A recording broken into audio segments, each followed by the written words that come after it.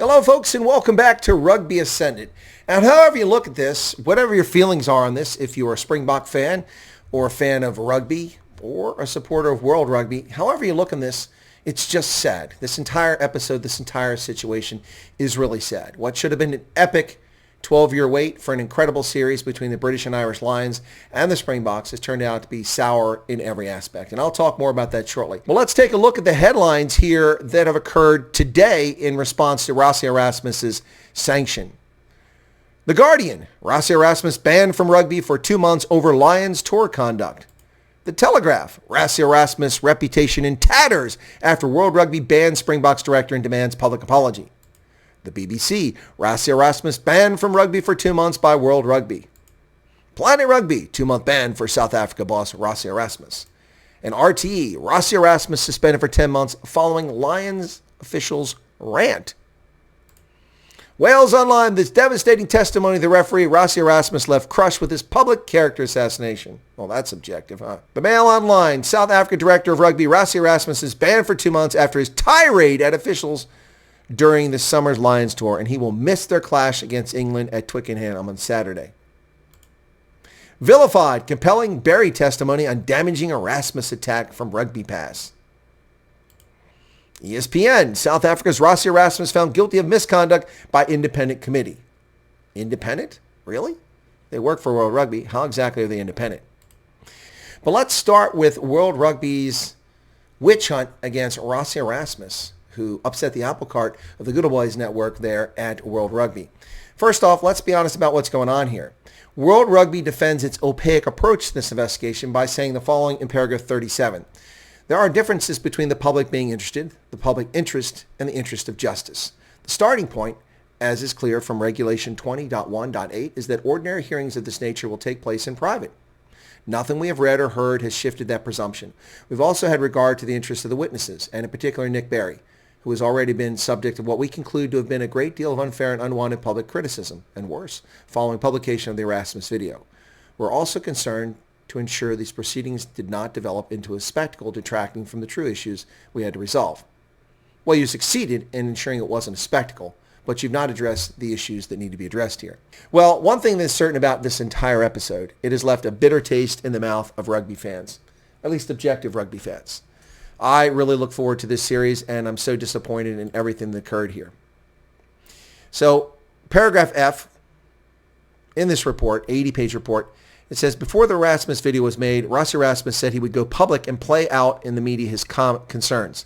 In his email sent to Nick Berry at 8:44 on the 25th of July, Rassie Erasmus said, just a heads up from our side. We feel the pressure which the Lions attempt to put on your team of 4 through media did actually work well for them. Double exclamation point.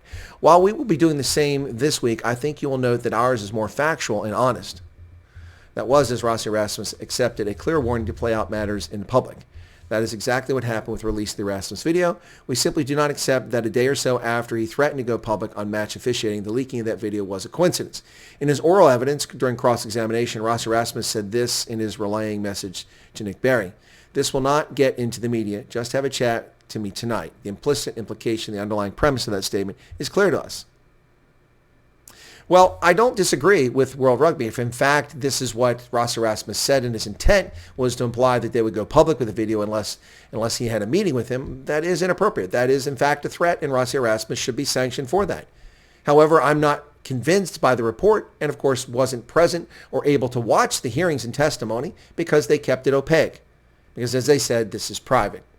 Well, the world wants to know, the public wants to know, and what I have to say about this is I'm not at all convinced by the evidence given here and what they argue. It's simply not compelling evidence.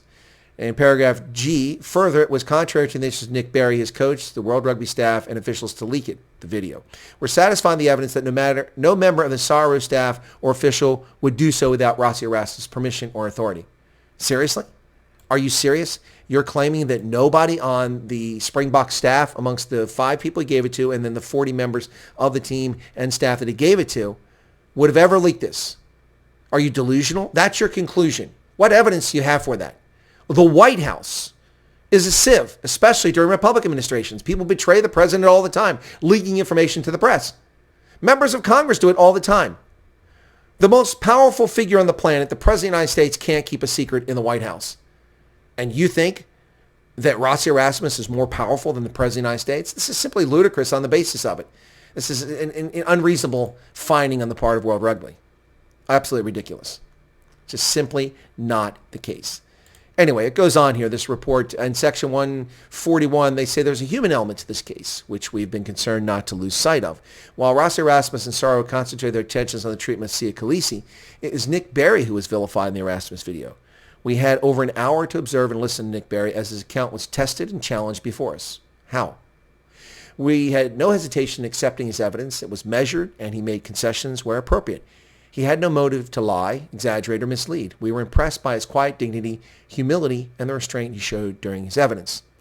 Well, not only did he lose sight of what was going on here, he reacted as if you were observing a kitten trapped in a tree. Poor little thing, let's save it. All right, Nick Berry and his personal feelings are not the issue here.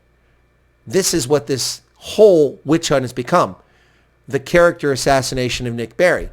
Most of us didn't even know Nick Berry was on the pitch. Those who was paying attention to the game didn't care that Nick Berry's there, and many people outside the close-knit world of rugby don't even know where Nick Berry's from. They have no idea. Utterly ridiculous. This becomes save a poor kitten trapped in a tree by the fire rescue team. That's what this entire thing is about. It's not about the integrity of the game, although they claim that repeatedly. It's about the integrity of Nick Berry, which, in my view, wasn't in question. He made bad calls. Doesn't mean he's a bad guy or evil. Doesn't at all mean that. It's ludicrous, absolutely ludicrous to take this approach. World Rugby officials are not infallible. We've seen Romain Poix, yellow card against Bismarck du Plessis, overturned by the International Rugby Board, IRB, the predecessor name of World Rugby. We have seen Craig Joubert, one of my absolute favorite referees and arguably one of the best rugby officials ever. His call in the Rugby World Cup between Australia and Scotland overturned. Not overturned, but it said it was a mistake. You can't overturn it. The game was over. And instead of getting a scrum, Australia got a penalty and won the game 35-34. Officials make mistakes. Nick Berry's reputation is not on the line here despite this effort to turn this into a crusade against Nick Berry, which it wasn't. So there's a human element. No further words are necessary from us, paragraph 143. That is the human cost of Rugby Erasmus's conduct. It is that cost which he and Saro have yet to acknowledge. And there you have it. Facts be damned, Erasmus is guilty of impugning the reputation of an official and by extension, World Rugby. We cannot tolerate that, regardless of why we got to this point. The horrible officiating against the Springboks in that match after Warren Gatland attacked Marius Jonker before the first match, criticizing his selection as the TMO because he's South African. This is all related to the COVID nonsense. So Gatland starts this. Gatland is not investigated. Gatland is not persecuted. Gatland is not fined. His reputation not impugned. Rassie Erasmus shows a video in which, for the most part, he's objective, and suddenly it's all about Nick Berry and Nick Berry being attacked and Nick Berry's feelings. It's not about that. So there you have it, folks. It's not about what occurred. It's about how World Rugby looks. It's about virtue signaling. It's about protecting its officials. Now, a striking feature of Rassie Erasmus' evidence in the submissions made in mitigation is the failure to acknowledge that any part of the content of the video was abusive, insulting, or offensive. Paragraphs 72 and 73. Further, there's been no apology to Nick Berry. That's a matter for Rugby, Rassie Erasmus, and Saro. We don't punish him for that, nor do the fact that he and Saro fought the case. That's their right. However, it deprives him of mitigation and acknowledgement of fault, and an apology would otherwise have afforded. So the only way Rassie Erasmus gets a break is if he admits guilt. So you're determining his guilt because he would not admit guilt? This is ludicrous. Absolutely ludicrous. So you're saying he would only get a less severe punishment if he admitted he was guilty before you determined he was guilty. That's absolutely asinine and insane.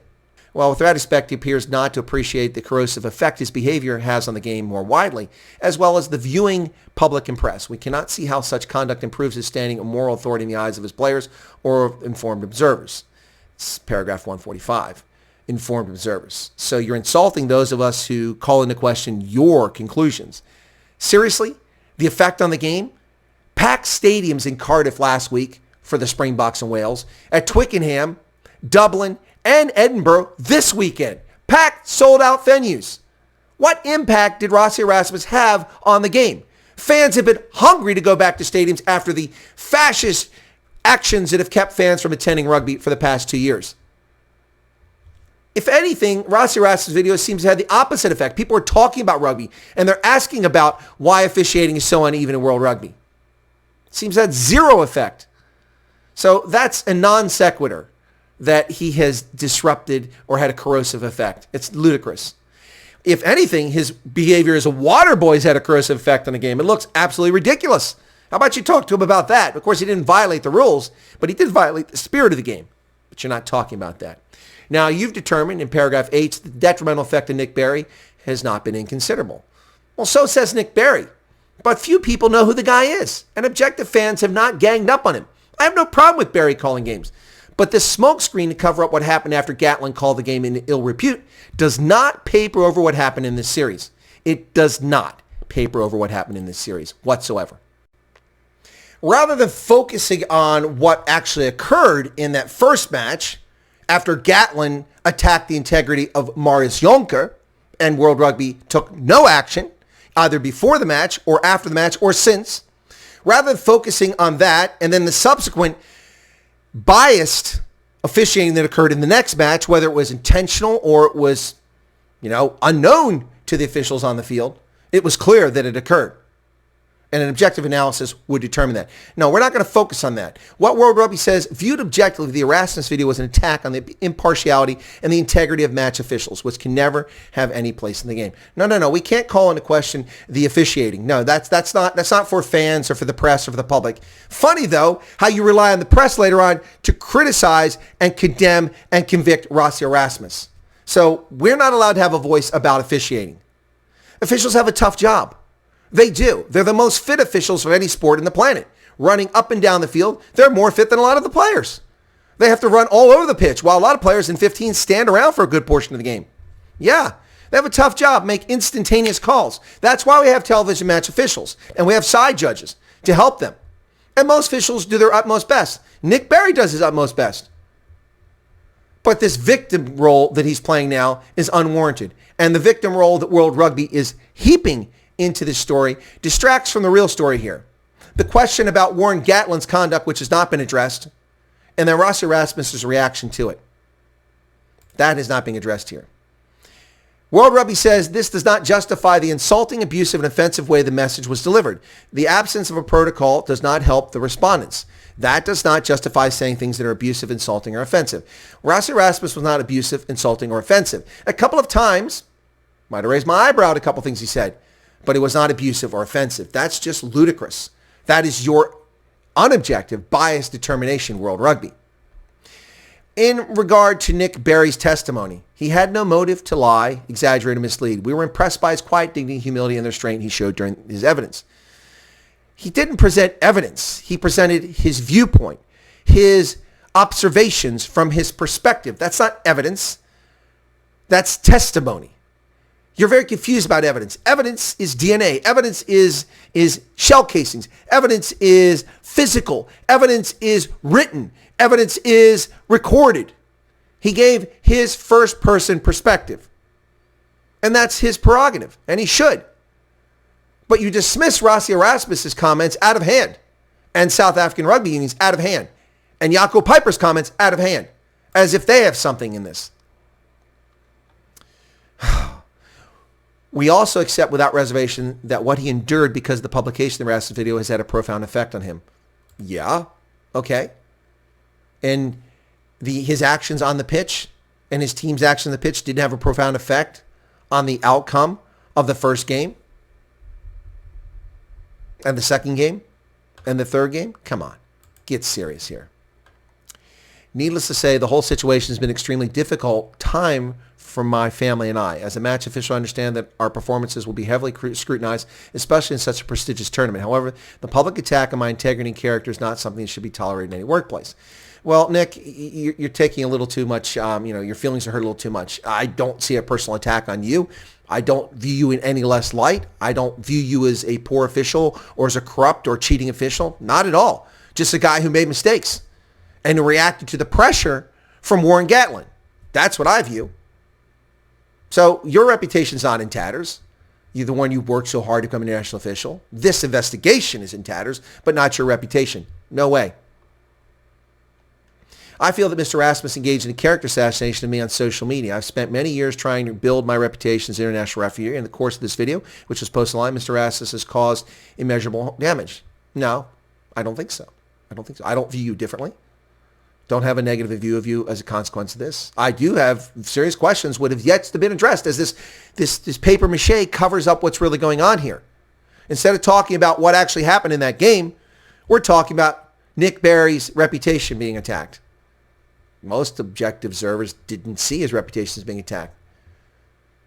They saw Rassie Erasmus doing something that was out of bounds and questioning officials' comments, which we just don't see. That's what most people are focused on. And people actually who watched it objectively were a bit shocked when you compare how long the British and Irish Lions had for penalty advantage and how quickly it was over for the Springboks, time and time again. That's what people who are objective noticed, not an attack on Nick Berry's character. As I said, there were a couple times an eyebrow would be raised, a couple of times. I felt that Mr. Erasmus' video brought into question my professionalism and my integrity as a match official, and that there was an inference to be drawn that I was in some way cheating as an official, which is obviously completely untrue. I didn't infer that you were cheating. I just observed what I thought were very poor calls. One observer. So I don't think that you need to feel aggrieved by Rassie Erasmus' comments at all. At all. Now, paragraph I of the 80-page report says, Rassie Erasmus, his misconduct has received widespread international attention and consequently brought the game considerably into disrepute. Really? Really? So World Rugby relies on the United Kingdom's The Times, the Daily Telegraph, and The Guardian in the UK, France 24, and Stuff in New Zealand to make this assertion. Now talk about bias and axes to grind against the Springboks. Seriously? The Guardian, the Daily Telegraph, France 24, and Stuff? Not exactly objective outlets, all of which New Zealand, France, and the UK, or England at least, have axes to grind against the Springboks and Rassie Erasmus. England, because he defeated them with the bomb squad, embarrassed them. The All Blacks, historical rivals. France, not happy with South Africa in its appearances. So not exactly objective or all-encompassing news sources when it comes to rugby. Where are the references to Japan media, South Africa media, Canada's media, Ireland, or USA sources? None of which are mentioned. Simply going right for the throat, and they're using this as a basis to convict him of guilt, saying he brought the game into disrepute. Hardly objective commentary from those news sources when this story broke. Listen, folks, at the end of the day, what should have been an incredible once-in-a-12-year event was marred by South Africa's hysterical reaction to the pandemic with 0 fans in the attendance. I waited 12 years to go to this series. I purchased jerseys, scarves, caps, commemorable balls, everything except a plane ticket because I couldn't go to South Africa because of the government's hysterical reaction. This is what should have been an incredible once-in-a-12-year event. The pandemic reaction, no fans, Warren Gatland's unpunished attack on Marius Jonker and his reputation, the pedestrian play by both sides in epically boring contest. This was so boring. Actually glad I didn't go to South Africa for it. Terrible officiating the first 2 matches, and this bigoted investigation that seems intent on relying on personal grievances, media headlines, and feelings as evidence of guilt rather than actual proof. World Rugby does have the right to sanction folks in its orbit, but the abject failure to address the issues reasonably presented in the Erasmus video leaves many with the impression the organization is more concerned with appearance than with improving the quality of the game. Further, the incessant mischaracterization of the video as abusive, insulting, and or offensive is shocking. The overwhelming majority of the video was unquestionably not abusive. There were a couple of times an objective viewer may have raised an eyebrow at a comment that Rassie Erasmus made in the video, but most folks outside of Oz do not even remember it was Nick Berry on the pitch or where the guy comes from either before the video or after the video. And this is the sad part about this. The disrepute brought into the game, if anything, is brought by World Rugby and its investigation. It was opaque. It was done behind closed doors. Now, I don't object to that. It actually makes sense. You don't want a spectacle media spectacle. But you've determined the man's guilt based on newspaper headlines, based on the personal feelings and testimony of the official whose conduct was called into question, whose calls were called into question. You don't even address that. There's no mention of it whatsoever. None whatsoever. 80-page report, you ignore completely the whole justification for it, and you ignore the fact that Warren Gatland initiated this nonsense the week prior. No comment, no sanctions, no mitigating circumstances. This whole thing is just really sad. Really sad. For Rassie Erasmus, for rugby fans. But you know what? The game continues. Packed stadiums in Twickenham, Murrayfield in Edinburgh, and at Aviva Stadium in Dublin. Full of fans, hungry for rugby, really excited to come back to the pitch. And some of the Tier 2 nations getting opportunities this year against Tier 1 nations like USA, against England, Ireland, and the All Blacks. And Uruguay playing European sides as well as Tonga and Fiji. Japan as well. It's great, although Japan's really a Tier 1 nation at this stage. Well, folks, there you go. There's an in-depth analysis of the 80-page report. There's much more in the report, but these are the highlights. And it shows clearly a couple things. Rassie Erasmus's guilt was determined before this hearing ever took place. It also shows that the appearance for World Rugby is far more important than the underlying facts. They determined his guilt based on newspaper headlines in the UK, France, and New Zealand. They determined his guilt based solely on the witness commentary and testimony by Nick Berry, whose feelings were obviously hurt and not exactly an impartial observer here. And that's the evidence they used. They also used emails. And in the basis of that, at least one of these emails certainly does tend to give the impression that Rassie Erasmus was attempting to intimidate or threaten Nick Berry. And if he did, there's no place for that in the game or in life. It's not cool. That's bullying, and it's not right. And if Rassie, in fact, did that, if that was the intent, then he should be sanctioned for that. But to be guilty of all 6 charges without any obvious evidence whatsoever other than someone's feelings protecting a kitten trapped in a tree is not evidence of guilt. Nick Berry shared his view. Rassie Erasmus shared his view. Saru shared their view. None of it mattered. Clearly, World Rugby already was prepared to assign guilt and sanction Rassie Erasmus. And it's strange how this played out over a couple of months and occurs just before the epic Titanic clash between England and the Springboks. Well, there you have it, folks. There's my in-depth analysis of this situation. I hope that you found it useful. A lot of people will take issue with it. I'm not an unbiased observer. I am a Springbok fan, but I'm also a fan of the British and Irish Lions. It's an epic squad that's put together to travel to New Zealand, Australia, and South Africa, rotating amongst those countries. And it's a fantastic series. It's a shame. It's truly, truly a shame that the 2021 British and Irish Lions series will be remembered not for the quality of play on the pitch, but for the abysmal quality of play on the pitch, the boring nature of the games, the hysterical reaction of South Africa's unconstitutional lockdown restrictions, which prevented any fans from being present, and for this spat, which Warren Gatland started, Rassie Erasmus elevated, and World Rugby has turned into an epic disaster. Thanks a lot, folks. Be sure to subscribe to the channel right below. And if you want to leave comments, go ahead. Just don't be abusive. I wasn't abusive to you. There's no reason for people to leave abusive comments, profanity, being insulting to people. No need for that. I have insulted you. No need to insult me. If you agree with me, you're welcome to. If you disagree with me, share your feelings, not your insults. Cheers, folks. Take care.